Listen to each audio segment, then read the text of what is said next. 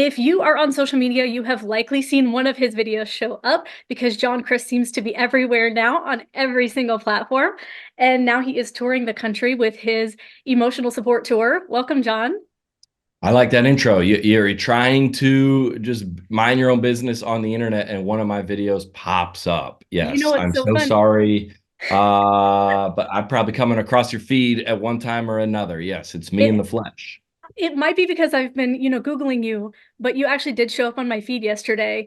Oh yeah. It was the video of the girls who the names that they would choose if Oh it wasn't a yeah, bad yeah, name. yeah, yeah. Yep, we did that on the podcast like a couple weeks ago. Yeah. I guess if you ever seen a video, then and you liked it and watched it, the algorithm will lob one over to you every now and Yeah. then. And it seems like many people are doing that right now. I was looking at your real views and we've got 6 million, 16 million, Oh yeah. 500,000. They're Yeah. amazing. That's how the internet's it's I don't know what you call it. I guess a curated experience. I tell everybody, I go, man, the internet is beautiful in a way where whatever you like. I mean, have you ever been to like a part of Twitter or the you go, I didn't even know this existed, where all the stuff, if you live in the South, or if you go to NASCAR races or are Christian or like college football or college Hmm. basketball, uh my content at some time or another is probably coming across your feed. The algorithms, a lot of people complain about them, but it is a heightened experience for anyone who's been on the internet. That it is, you can spend hours on there and you not even know you spent 2 minutes. Yeah, absolutely. Have you felt like you have, kind of used social media and used it to your advantage to like get your face out there more than say a stand-up comic 20 years ago could have? I mean, well, 20 years ago they didn't have it. So Exactly. uh yeah, well, I mean the algorithms are tricky in a lot of ways. So a lot of people, the worst thing you can be as a stand-up comic, and I was a stand-up comic long time before I was ever on the internet. Hmm. Uh, the worst thing you can be introduced as is a social media phenomenon because everybody rolls their eyes and goes, "Oh, here we go with this." Yeah. You want to, I think, as a purist of stand-up comedy, you want to be known as a stand-up comedian that also makes some videos every now and then. Now, Yeah. that being said, by the way the algorithms work, if you're first coming in contact with me, it's probably going to be through a sketch video of Yeah. some sort. Well, I mean, you use it for promo, it seems, but you are an author, you have a podcast, and now you're on a national tour. So I would say you're Yeah. not exactly social media phenomenon. You're just kind of that's how people find you, which is a I'm just a cool thing guy to on the do. internet. Yeah, I'll Yeah. take it. Yeah, there's a lot of so there. You know what's crazy? Because we do a podcast every week. We just came back from filming it actually, but a lot of people don't listen to podcasts. Hmm. They're just like, I don't know, I don't get it. Or somebody goes, I saw you on Reddit, and then your mom goes, What's Reddit? And a lot of people are like, what's your favorite social media? What do you go? Facebook, Instagram? Me? Yeah, Usually Facebook or Reddit, one of the two. Facebook or Reddit. Yeah, Yep. and see, look, TikTok might be going away. Right. Yeah, they do So seem to be, don't use that one totally. yeah, I'll survive. Yeah, Yeah. but yeah, it's funny seeing all because everybody has their kind of their drink of choice, I guess Hmm. you could say on the internet, and they're all different, and they're all great in each of their own ways. I found that like because we're about the same age, I'm about a year older than you, and I have to kind of like I had to push myself into Instagram to, Oh, really? I've got the younger people in my family who are on it, and so I'm like, okay, Yeah, if I want to keep up with them, I'm gonna have to keep yeah, up with them. But I yeah, I really do. I go back to Facebook all the time. yeah. It's your It's just guilty pleasure, I dude. know, It's right? your guilty pleasure. You can't stay off Facebook. I respect it. That's where I started my career on Facebook. We had a video called what was that video called? A mom lady who has a Bible verse for every situation, and that probably went. I mean, 40 plus million people, and if you think about it, the country is 350 million. That's Yeah. 1 in 7 people that saw that video. That I mean, that was the first time I ever went to the airport, and people were like, "What's up? You're that guy from that video," which is That's a cool. surreal experience. Hmm. And And that's because of the internet. Well, I really, I've been looking at a lot of your different clips and I like how you approach your comedy because you seem to be able to talk about things that a lot of people would argue about, but you talk about it in a relatable way. Do you Yeah. kind of like, is that on purpose or is that just kind of your personality? I mean, yeah, there's obviously comedy. What comedy is saying things that you can't say.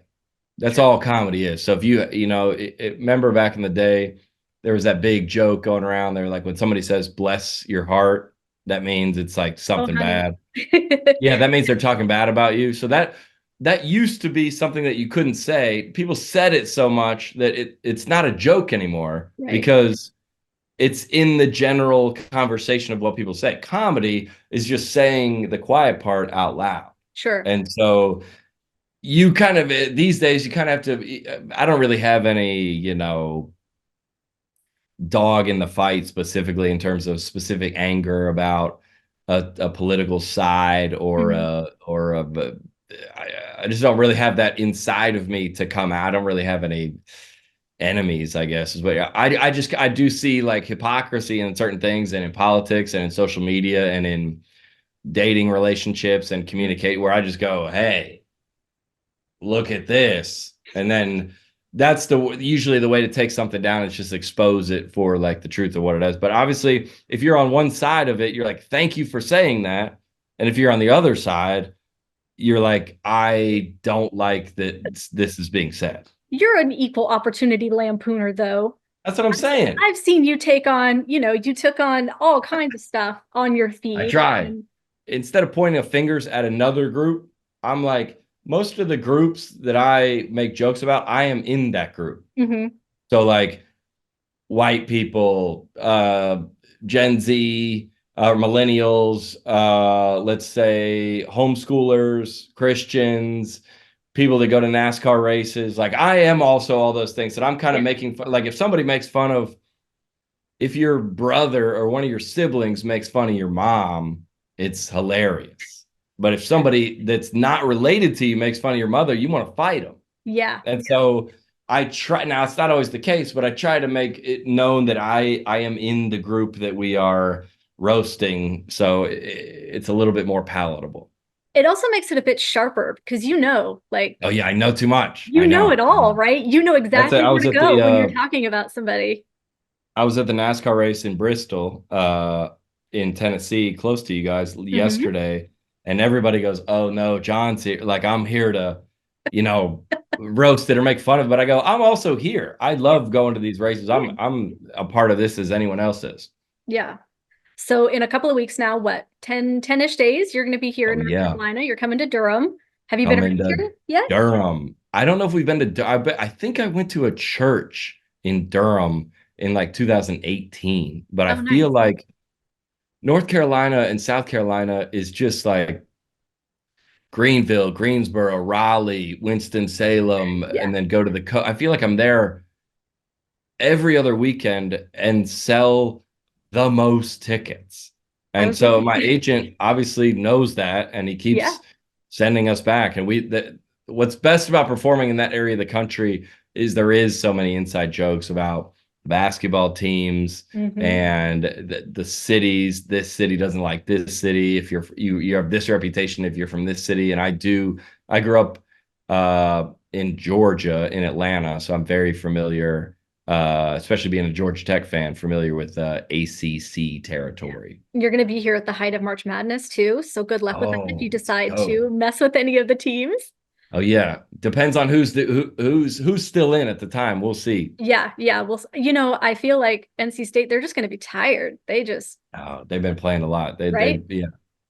But we'll And see. Duke's We'll see how in, it goes. North Carolina's in. Yeah, Mhm. there's gonna be plenty of basketball to be had. Yeah, should be fun. So DPAC is it's a pretty big venue. The Yeah. Lion King is coming there this summer. Like you're in a big old place there, Oh yeah. right?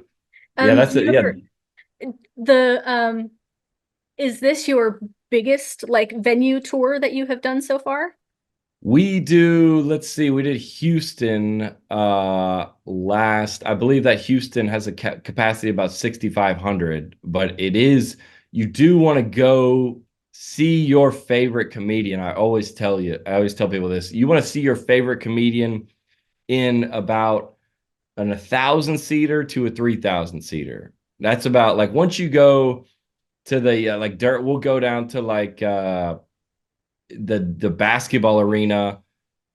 That's like a little bit 6,000 to 7,000. And then of Mhm. course, if you go where the Charlotte Hornets play, that's like 10, Oh yeah, 15. that's a big one. Uh, which are but the best place to see your favorite comedian, because there's also comedy clubs which are like small, 150 to 300. You want to Yeah. see them in about, you want it to be big enough where it's exciting energy, but small enough where you can still kind of engage in the show. And same with the Lion King. Yeah, I you don't want to mean, go see it in an arena. You want to see it in a theater. it's Yeah. a good size. It really is. It's it's intimate, but there's still lots of people there. It's a great Oh venue. yeah. Oh Yeah, yeah. Perfect. I I think can't you'll wait. like being there. It's really great. Yeah.